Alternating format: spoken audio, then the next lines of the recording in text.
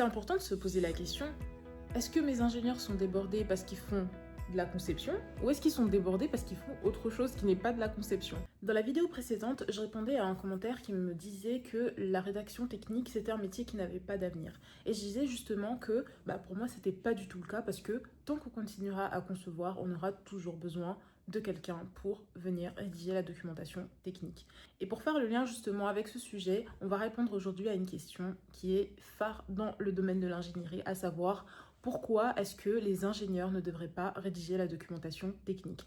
Alors si le sujet t'intéresse, n'hésite pas à regarder cette vidéo jusqu'à la fin.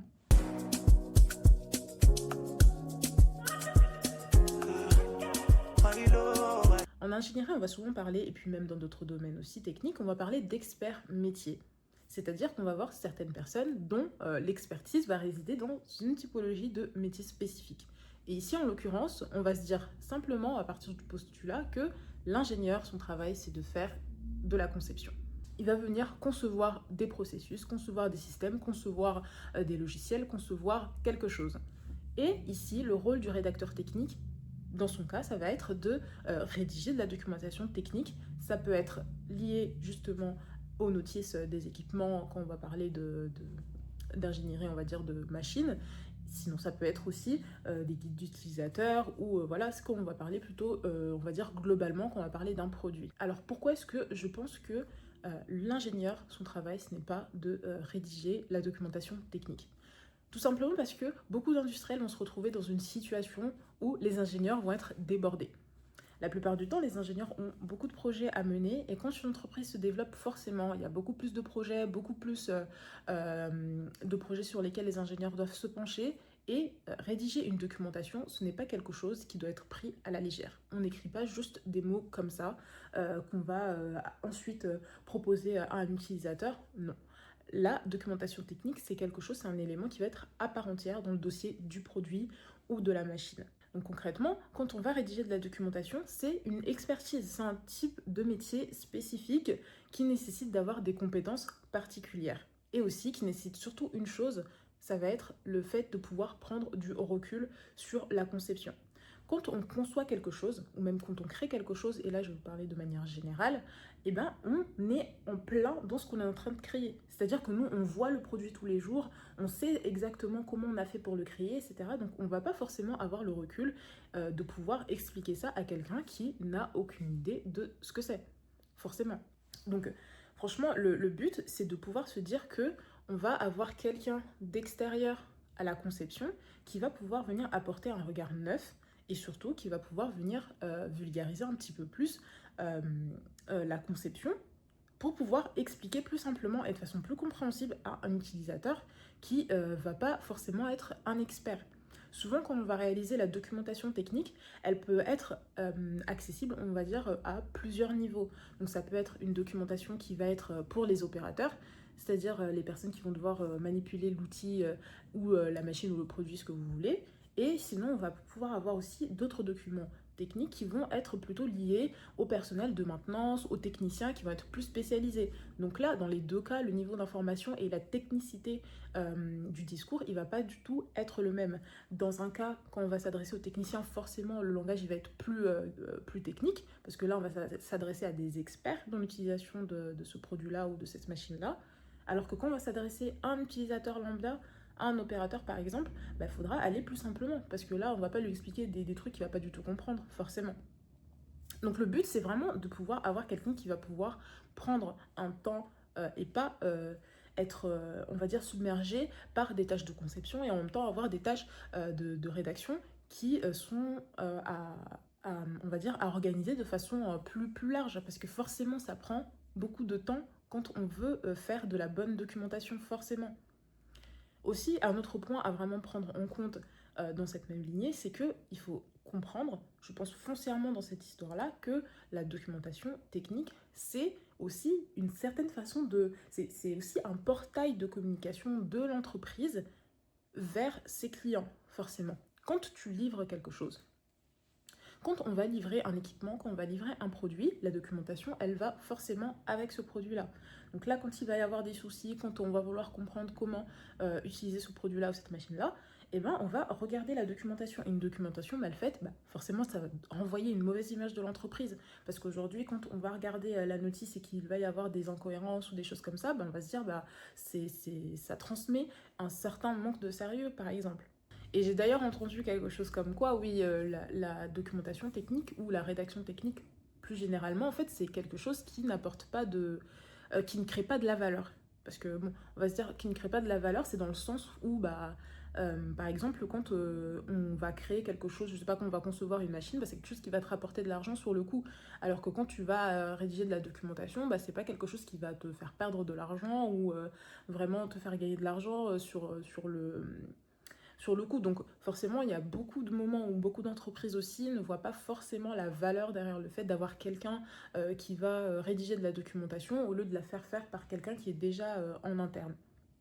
Concrètement, parce que du coup ça représente un investissement, payer quelqu'un qui va venir faire la documentation, donc voilà, c'est quelque chose qui va, on va dire, coûter plus cher que ce que ça va rapporter. Mais moi je pense que c'est vraiment une question de point de vue, parce qu'aujourd'hui, une entreprise qui veut se développer plus largement et qui va vouloir faire en sorte que bah, ces ingénieurs, ces développeurs, bah, tout ce que vous voulez, tous les corps de métier, tous les experts métiers, pour qu'ils puissent donner le meilleur d'eux-mêmes dans leur expertise, dans leur domaine d'expertise, eh ben, on ne peut pas attendre d'eux qu'ils puissent délivrer quelque chose comme de la documentation technique qui va aller autour d'une machine ou d'un produit de façon, on va dire, que ce soit bien fait, tout en ce que ces personnes-là continue à concevoir, à développer, etc.